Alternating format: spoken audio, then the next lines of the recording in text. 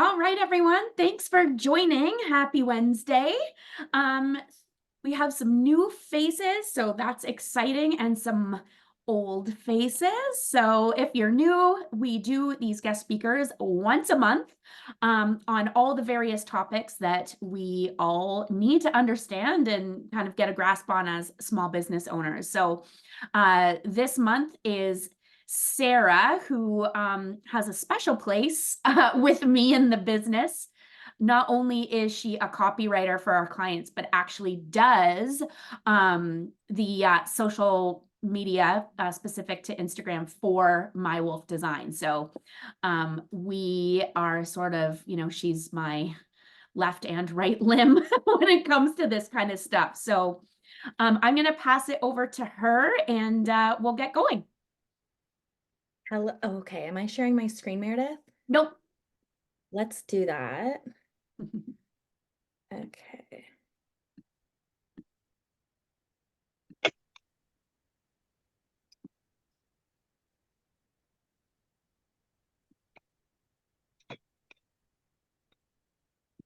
Okay.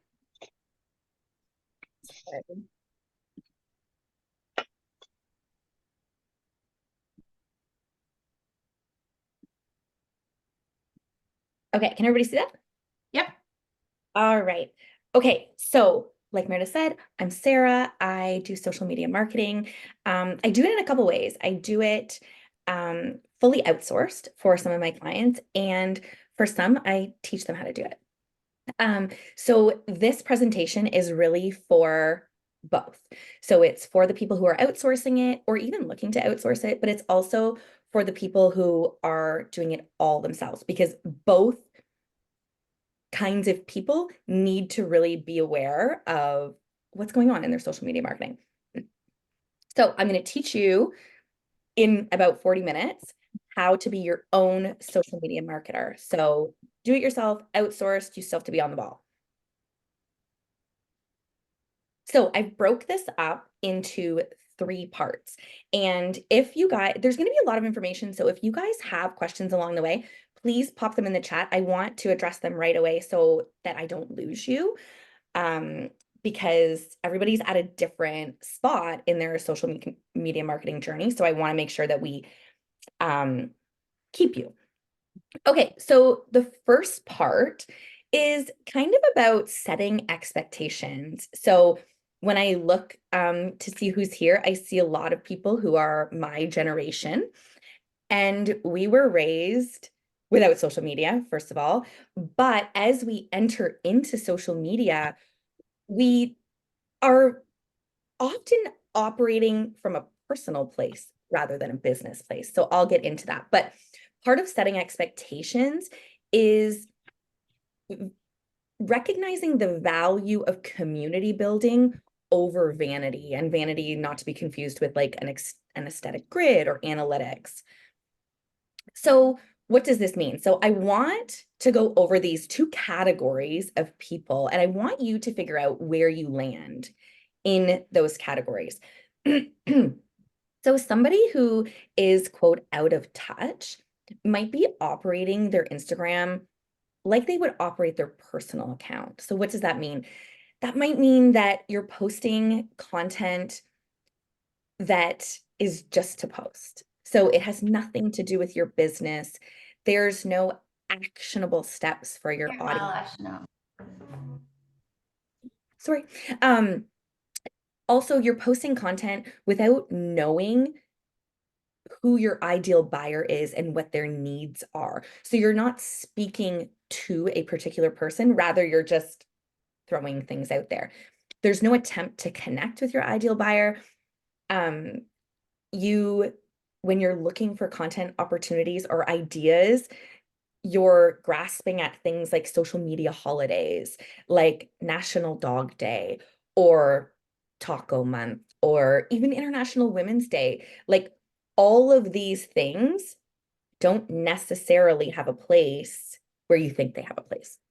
If you're out of touch, there's no strategy. If you're out of touch, you don't have an established brand identity. And if you're out of touch, you kind of feel a little bit lost in social media. So that's kind of one category of people. The next category is, you can sit with us, is where you're operating with a sales and marketing approach. Your content is strategically driven. You're speaking directly to your ideal buyer. So you know who the ideal buyer is, and you're speaking directly to them. And then you're making connections with people that you want to resonate with. You focus on your business, and your social media marketing is founded on your brand identity. So let me know in the comments, does everybody know where they sit in these two? Oh, I can't go over here. There you go. Oh, okay. So what does this mean? So when you're out of touch, you're often focusing on vanity. You think that you're focusing on likes and you're almost like playing it safe. And social media marketing success is not determined by real reach, going viral, likes, and followers. I want to give a little story here. So I started working with a woman and she has 27,000 followers. And naturally, you look at that and go, oh my God, like they are doing well. Like they are getting sales, they're doing all these things. Now, that is not to say she's not doing well in her business. She is doing well in her business. But I said to her, well, first I asked how she got 27,000 followers, and that's a story for another day. But I said, are you getting conversion from those 27,000 followers? And she said, no.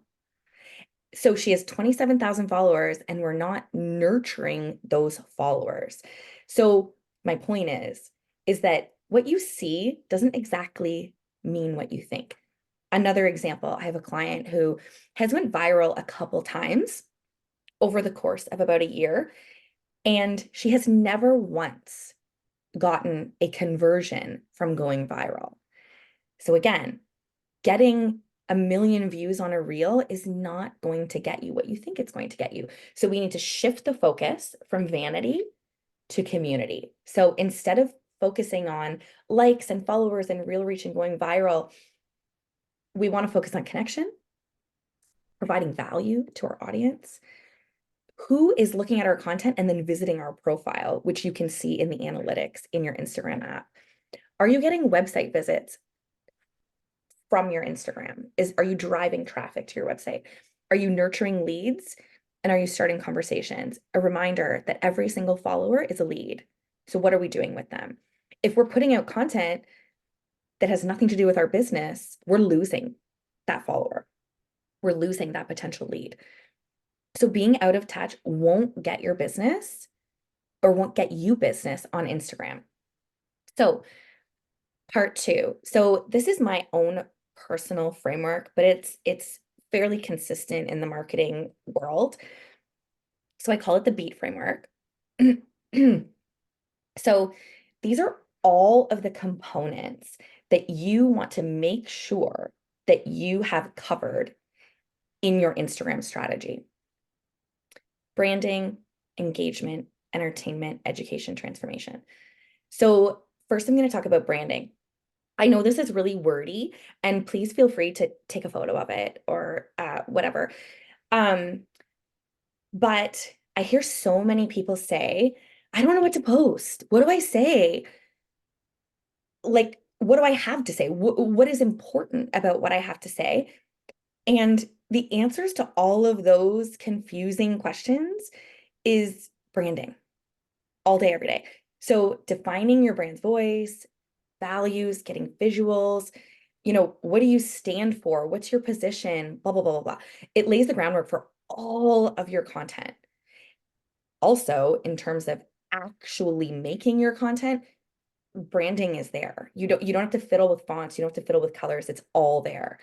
And a part of your branding is your differentiator. And I have these conversations all the time. I often will say to somebody that I start working with, even if they have branding, I'll say, what's your differentiator? And 9 times out of 10, I get, I don't know. And then I'll say, well, then how do you create content? And they're like, well, that's why I'm struggling. And so we need to figure out why we are different. So in the social media world where it's just so saturated, there's so much content. And if you're like me, you swipe so fast. If I do not like something right away, I am on to the next. It's the uniqueness and the differentiator that keeps me in someone's zone and keeps me on their content. So what is that for you? Um, so I was, I don't know if everybody knows their differentiator here, but if you're looking to figure out what your differentiator is and you need some help, DM me. Like we can talk through it because it really is important. And also knowing your differentiator helps when you invest in branding. It everything else kind of stems from it.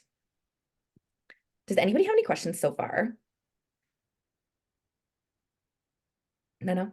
Okay. Engagement. So oftentimes we forget that there are two components to social media.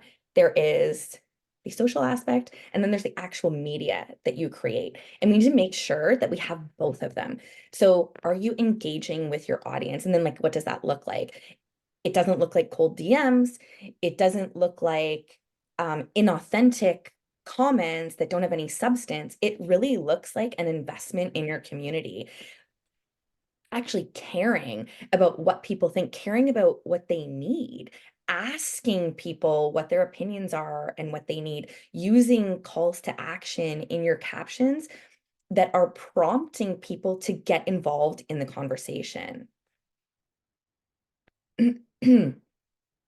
Entertainment is a huge piece of your social media strategy. And I think this is often where people get a little bit lost or where people just freeze and shut down because entertainment is not COVID style TikTok dances. That's not what we're doing when we're talking about entertainment. We're talking about how are we speaking to our audience in a way that they are smiling or going, oh my God, like that's me. I feel that. Um, Showing your personal side, like that can be entertaining too. Um, I often like to include personal stories in my own Instagram because my life is chaos. And I think people might find that entertaining. Maybe they won't, but when you add those things in, they just bulk up your content. And it's a really great way to show people that you're human, that you're normal, that you're not just trying to sell. You're just a person running a business who has a life like everybody else. I think something for this, Sarah, too, is like it breaks it up. So you're not Totally. feeling like every time I see this account, they're selling at me. It's always so heavy, it's so business where, you open it up, you don't know what you're going to get. It could be something hilarious, it could be something really of value. So Yeah, and I love that because what I'll often say to people is your audience is often split. So you often have a piece of your audience that doesn't really want to be sold to ever or now. Doesn't really matter. Um, and they want to consume lighter content. They want to see your personal life a little bit. Again, you don't have to give them too much, but they want to see that non-business stuff. And then there's this other piece of your audience that wants to see business stuff. So when you're giving a little bit of both, you're making sure that every section of your audience is served properly. Okay, education is a huge piece of your social media strategy. So I think what I often run into is people want, or business owners don't want to give too much. So there's this element of gatekeeping. I don't want to give them too much because then they might be able to do it on their own. I don't want to give them this because, well, they won't hire me. Well, that's actually so far from the case with social media marketing. The goal, or one of the goals in social media marketing, is to establish authority. So if you're not sharing the pieces of the puzzle or some of the ingredients, then you're not creating authority. How do they know that you know what you're doing? Now, some people might say, "Oh, well, I share testimonials and I have great feedback." That's not enough. You have to really show people that you know what you're doing. And when we want to gatekeep,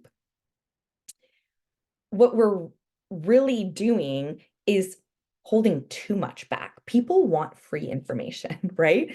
Like we all want something for free. So what are we giving to people? We need to give them value. We need to give them education.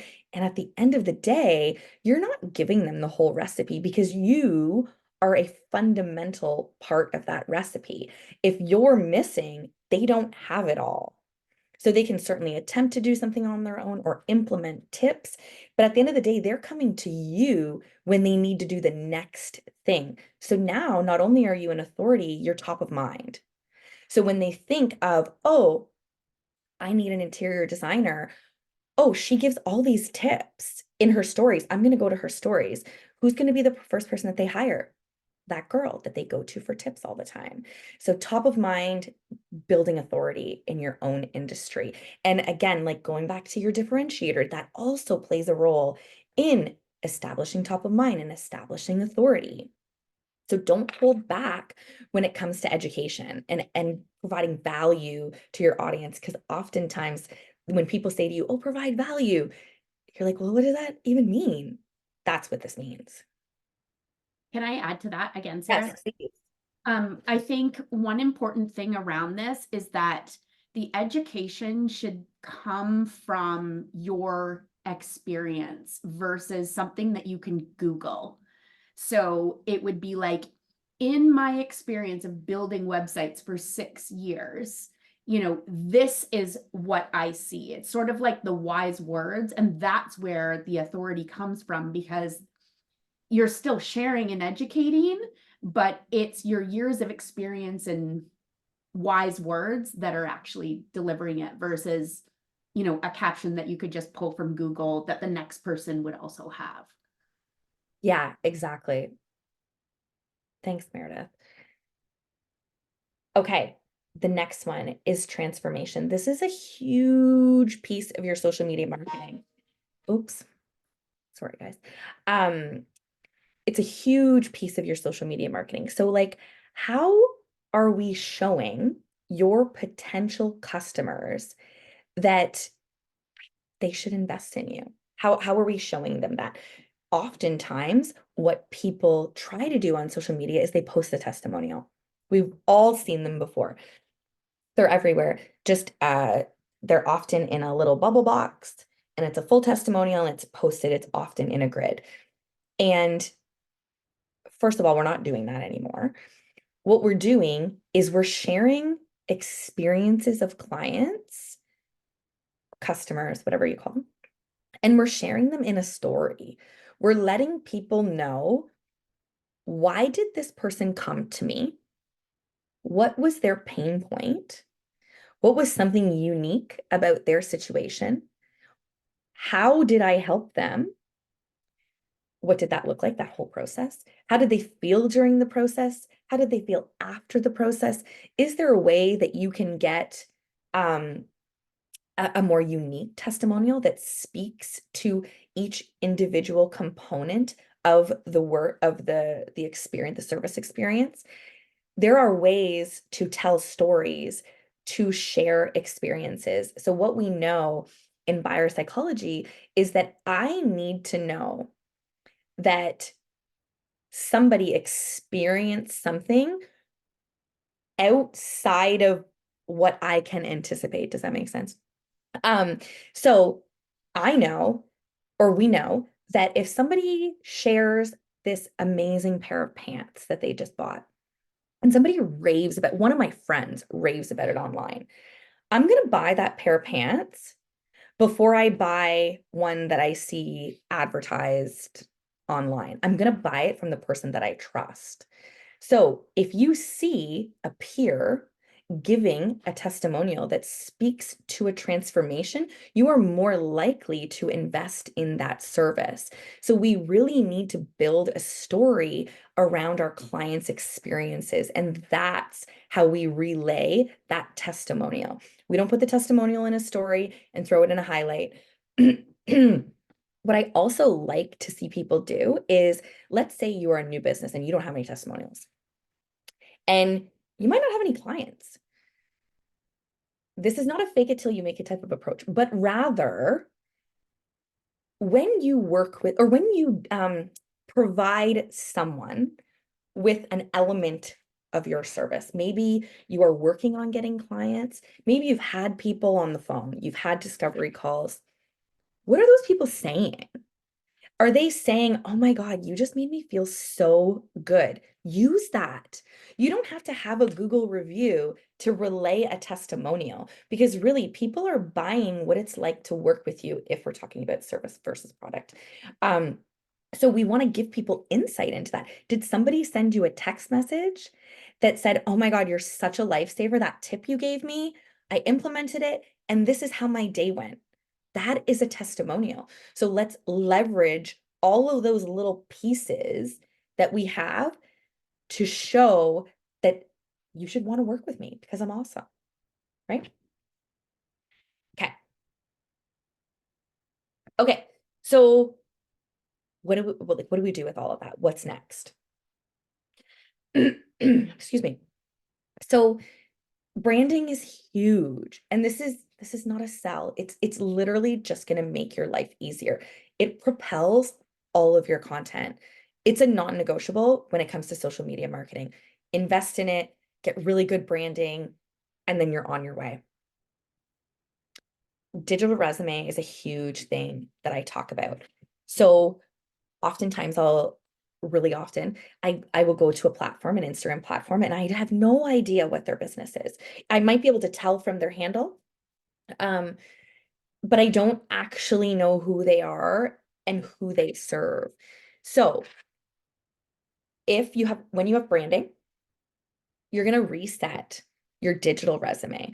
So when I say digital resume, I mean you get a lead, get a follower, and they're coming to your platform and they are looking for information to be handed to them. Remembering that consumers are lazy. I am a lazy consumer. I want everything handed to me right now. And if it's not there, I'm going on to the next page. So what does that mean? You need to have a very clear platform that provides that new user with all of the information that they need right away. So when you look at your homepage, I want that homepage to be as clear and precise as possible. What does that mean? I want your bio to not say, oh, join my course, schedule a free discovery call. I don't want that. I want your bio to say who you serve. Because when I read your bio, I want to know how I fit into this equation as a consumer. If it just says, oh, course to perfect your relationship with your husband, you haven't sold me on that. What's wrong with my relationship with my husband? What am I struggling with? That needs to be clear in your bio who exactly your buyer is. We need to make sure that your photo, and this sounds so insignificant, but if you are a service-based business, your face should be in your photo, not your logo. If you are a product-based business, your product should be in your bio photo. I've seen logos too. That's a whole different topic. Try to get very clear with your bio photo that it's representing what you offer. Your highlights. So if you're not in your stories a lot, we need to get in our stories, because stories are crucial for creating highlights. So the highlights is what is right below your bio information. So it's those little circles, and in those circles are stories. And so in an ideal world, there are industry exceptions, but in an ideal world, you should have at least 5 highlights. And what do those highlights look like? So those highlights, again, like think digital resume, very clear and concise. Okay, I'm going to give a realtor example. So here's an example of what your highlights might look like. You might have active listings. Make sure you're keeping up on those. You have a work with me. So what does that look like? How would somebody work with you? You have an about me, personal side. Why do you do what you do? Who are you? Why would I want to work with you? Education, providing people with tips in the industry. Maybe you're talking about mortgage rates, interest rates, all of these things. And then maybe something like FAQs or like partnerships, like who do you work with? Who do you recommend as a staging company? et cetera, et cetera. So you're giving, I'm getting all of the information that I need about you in this little snapshot. And then the final thing for your digital resume is pinned posts. So how are you serving me with your pinned post? Because I am not going to your page and binging all of your content. Not yet. I might do that later, but I need to know right now if I'm interested in you and your business. So your pinned posts are posts that you create if you're not aware. You create those posts and then you pin them. And then that means they go to the top of your grid. There's 3 spots for pinned posts. So what I would normally recommend, I call them foundational posts. I don't know what other people call them. What I would like to see there is how to work with me, services, like the services that you offer, about me, and then something really important about your business. Do you have a team of people? Let's highlight that team. Whatever is fundamentally important to your business needs to be a pinned post. Something that will show your audience, oh, this is exactly what I'm going to get from them. There's no surprises. It's all right here. So your digital resume is crucial in keeping people in your zone, making people, because all consumers are making a decision. They're deciding, do I want to follow this person or do I not? And you want them making the former decision. They want to follow you and they want to stick around. Does anybody have any questions?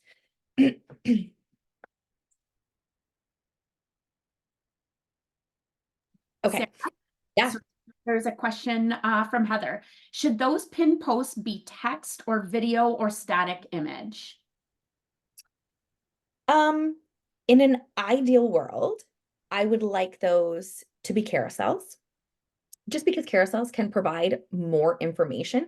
So you're using that opportunity to just flood them with information that's valuable to them. I would like them to have text on them in an ideal world. There are obviously, exceptions to every rule.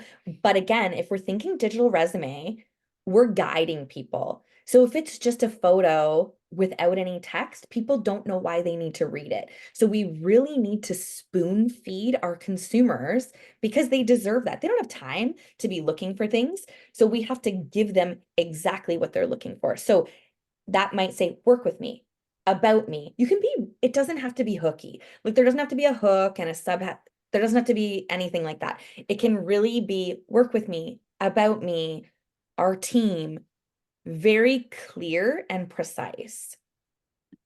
Does that help? Okay.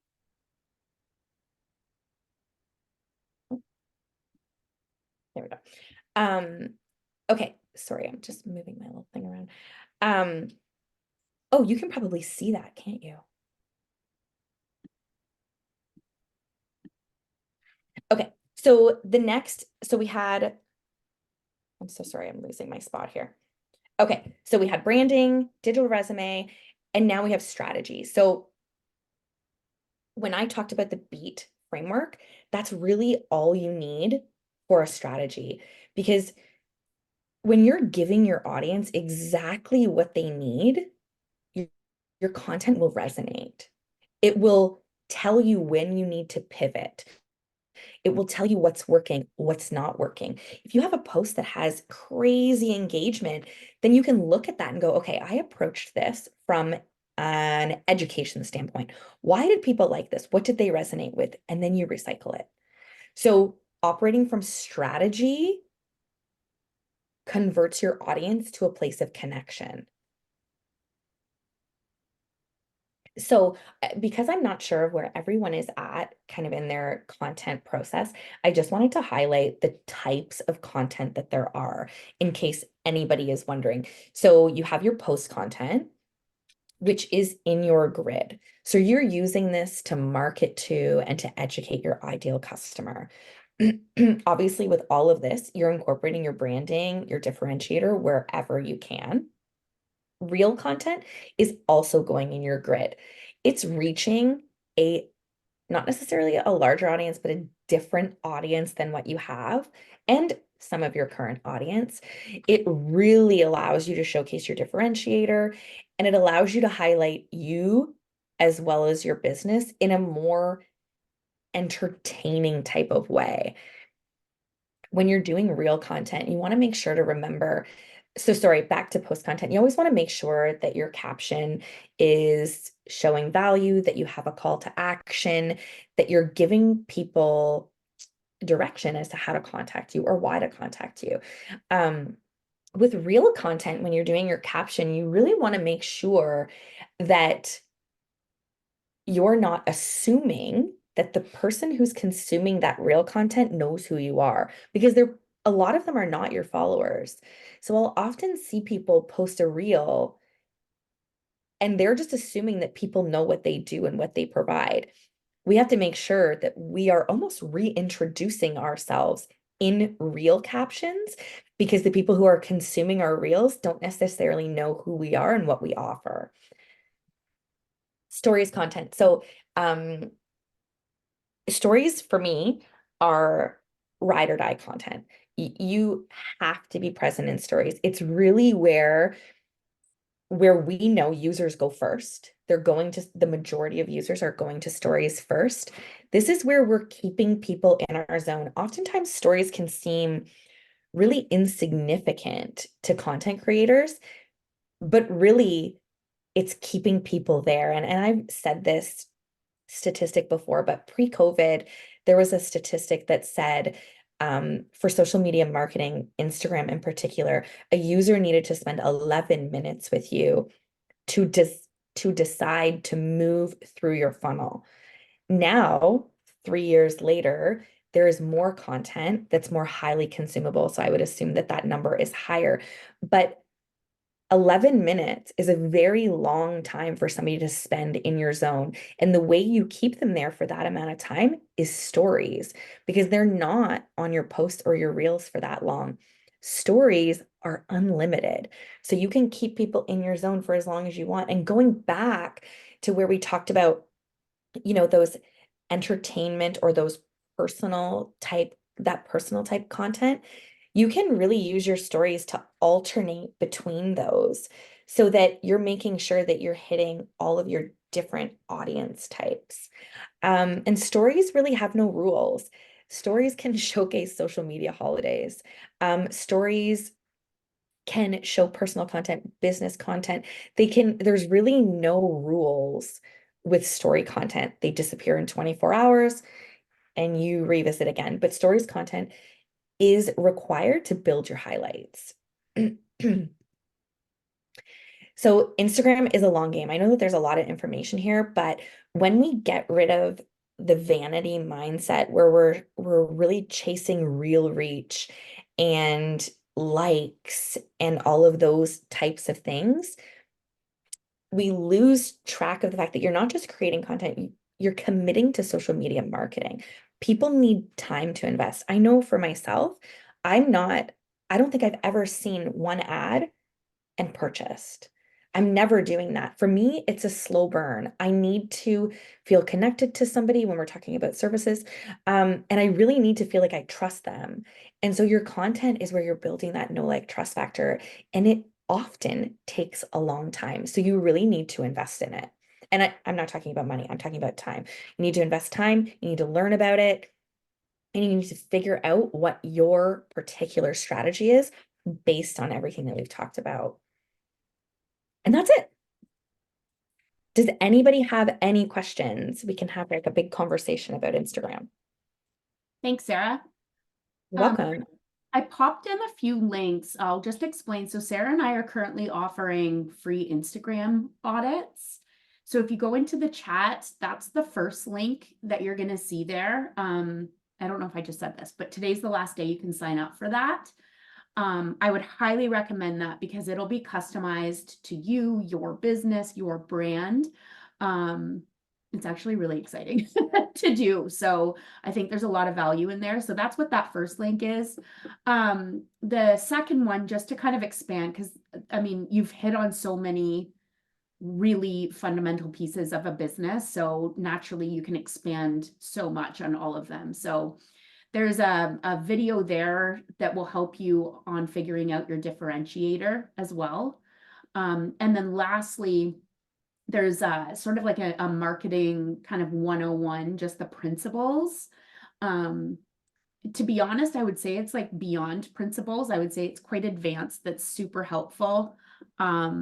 So that's what those 3 links are, just to give some context. But Shelly had a question just on, should you post a story and a reel at the same time? Based on that question, I think we could probably just help educate Shelly on the difference of one of those, because it's not an or, it would be an and when we talk about stories. So oh yeah, yep, Amanda, I'll add in all those links again.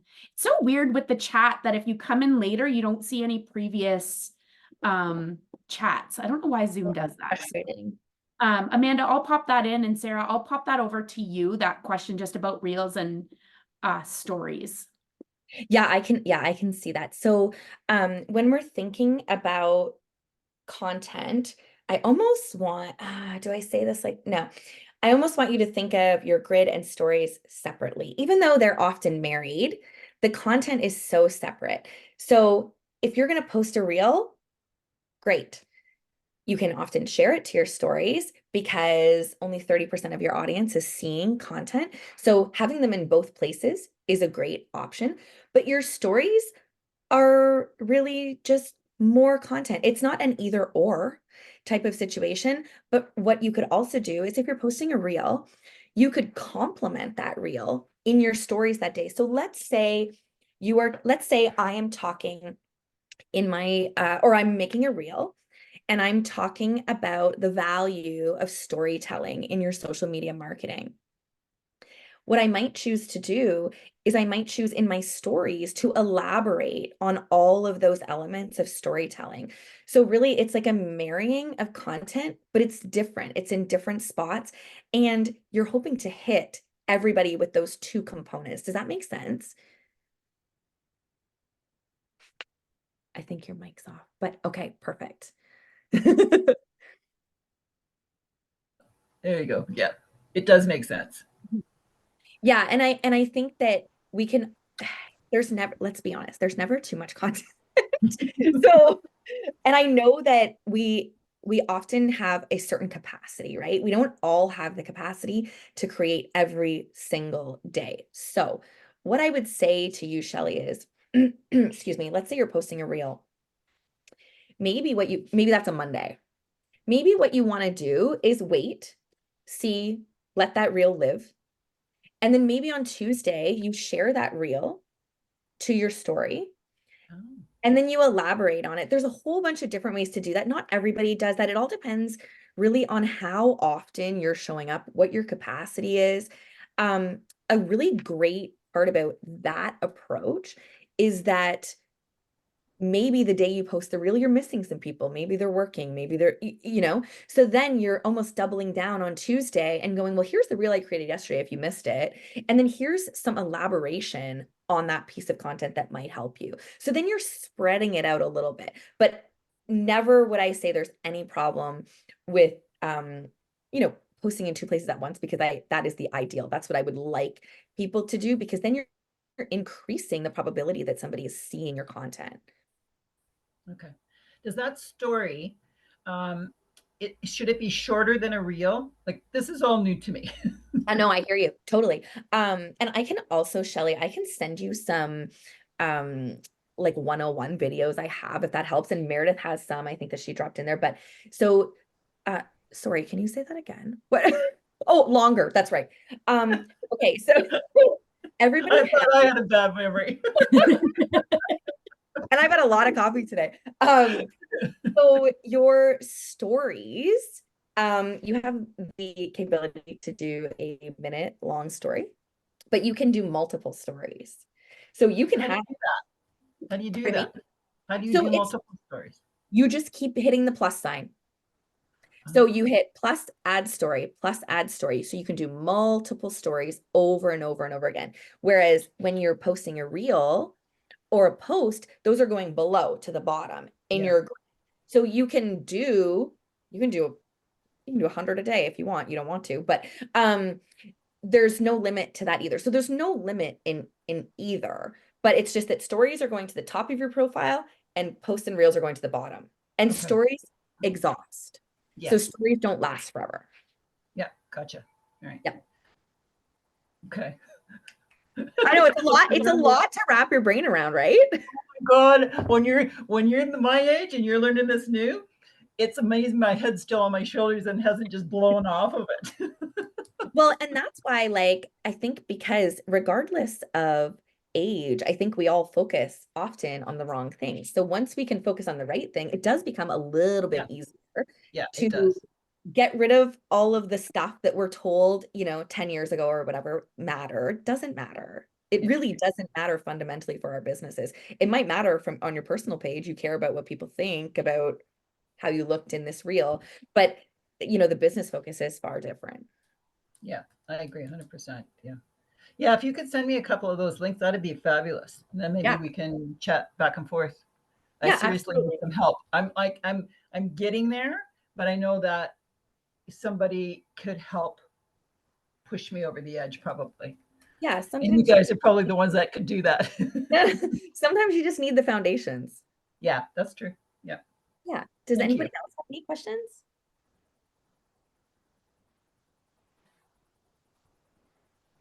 I'm not No? seeing anyone. No, I was just updating everything kind of in real time as you were saying things, Sarah. So I've already changed some of my bio on my Instagram handle. Oh, I like quick workers. This is Yeah. If I awesome. delay, it'll never happen. So yeah. So thank you. Exactly. And it'll make, honestly, when you start updating those things and you see your highlights and your pinned posts, you start to like fangirl over your profile page because it looks Mhm. so curated and intentional. And if you're feeling that way about it, other people it's going to be way more inviting for other people. Mhm. Yeah, even when I look at like when I first started posting, I would never post because I was so focused on it looking perfect. And Yep. like the colors have to match and this and but I've just learned to just done is better than perfect. So just post and just get it out there. Right now we have no clear strategy. Like I'm just pushing out content because I'm waiting on some product to be delivered. So I think I've taken pictures. I know the recording will come out, but I've taken pictures of like stuff that you were saying so that when some of our product photography comes in, that we can be intentional. Just have a little bit more of a and I- strategy in terms of bringing people in. And I think that you are like most people, that it's really easy to obsess and then not put out. Like it's Yeah. really easy to just get tied up in things that don't necessarily matter. And we want to be intentional, but then we obsess. I always tell this story. The very first person I ever worked with told me that she spent an average of 4 hours on each post. It was wild. But because That's probably where I started too. It was really Right? bad. Yeah. Yeah, because like many business owners, our content is so close to us. We want it to be perfect. We obsess about everything. And while it's important to be really intentional and really strategic, at the end of the day, it's important to get it out there to show people that you're working and you're available and what you offer, and they're not judging it like you are. Yeah. Okay, I design wedding stationery, but sell myself as part of my brand. Should my profile picture be of me or an invitation? I would have to, I think Heather, I'm just responding to Heather's question. I think I would have to look at your profile. But how long have you been on Instagram, Heather? Like, are you like a known brand? That's a weird question to ask. Yes. Yes. Okay. Very well known. Okay. Okay. Thank you, Meredith. If people are used to seeing your face and they might recognize your face, there's nothing wrong with that. However, you are selling a product. If you have a photo of a product that does really speak for itself, where people know what it is right away, you could use that. Often that works for jewelry, things like that. Artists, that often works for. So it would have to be like, feel free to send me like profile picture options, and I'm happy to be like, oh, I like this or this, and give my input, because sometimes it's just nice to have like another set of eyes. But yeah, I would fiddle with it and see what makes sense. Okay. Heather, I'm sort of like I think there's services like coaching, and then there's products like jewelry, and then there's people like us. At the end of the day, they're walking away with invitations they're walking away with branding and a website, right? So we're sort of this middle, like it's service, but you're still getting something, you know what I mean? Yeah. But anyways, my 2 cents is like, you're sort of in the same category as me. And I think because you are so well known, not only that, but if people don't know who Heather is, like she has a very big personality. And so, they're not just hiring you for like the invite, they're hiring you, Heather, right? Yeah, So that's yeah. why I say a picture, for people like us, in that middle ground. Yeah. So Heather, I do have a copywriter friend who, and you don't have to replicate this, but I have a copywriter friend who her profile picture is like half of her face and then half is, and they're obviously branded photos, but half of her face and then half like paper. Oh, that's cool. Yeah. So there That's is neat. that, yeah, like there's that personal element, but also the product or the service representation that Yeah. you're offering. So like there's so many options. I do feel like Meredith said, it's like it's teetering. Yeah. Yeah. So you almost have to like fiddle with it. Okay. Because I feel like I might have to do new brand photos, but I feel like I even have somewhere like I'm holding an invite or like color swatches or something. So maybe something like Yeah. that. Okay. Yeah, I Okay. love that. Thank you. Amazing. No problem, of course. Shelly has another question about pin posts.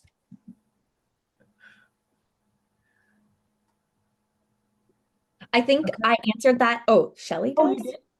Yes. Or Heather? Shelly.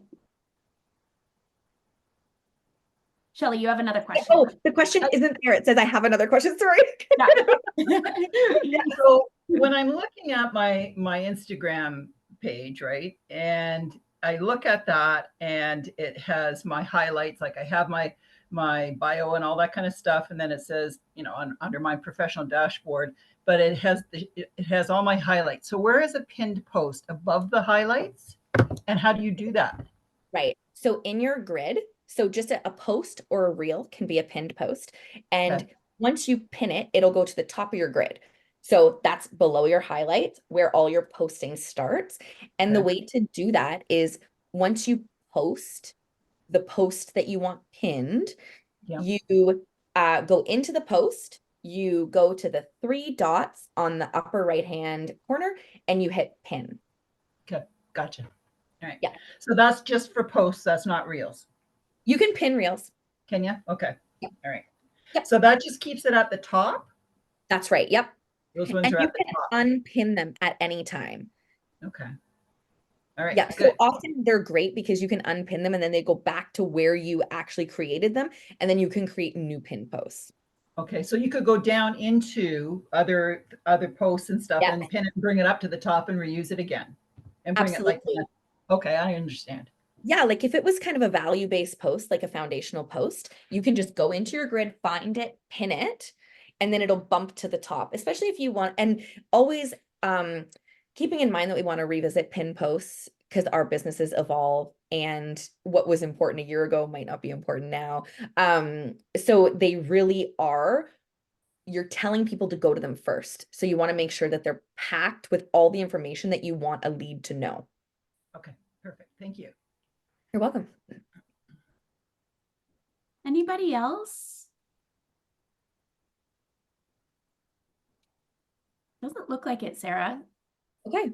So as always, the recording will be sent out and I'll include Sarah's information and website so you can reach out to her if you need any additional support and anything like that. Highly recommend that Instagram audit. I think that's a really good first place to start. And yeah, just copying those links. So everyone's saying thank you. So Awesome. cool. Okay. Thanks again. Bye. Bye. Everyone.